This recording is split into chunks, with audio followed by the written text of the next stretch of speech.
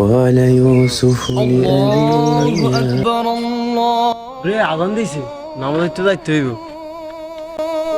ওরা ছোট ভাই এখন তো ইয়া নেই এ শান্ত কি হয়েছে হুজুর বলেন। আসো আমরা নামাজ পড়ে আসি, আসো মসজিদে আসো। না হুজুর আই যাইতেন না, আর প্যান্টটা নষ্ট। আচ্ছা তোমার যেহেতু প্যান্ট নষ্ট তাহলে শুভ আসো। হুজুর আই যাইতে পারতেন না, আর কাজ আছে।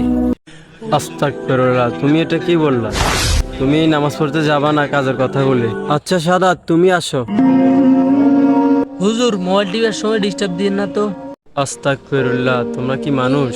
তোমরা তিনটা মানুষ, তোমরা একজনও কি যাবা না? তোমরা যেহেতু যাবা না, আমার নামাজের দেরি হতে যাচ্ছে, তাহলে আমি যাই।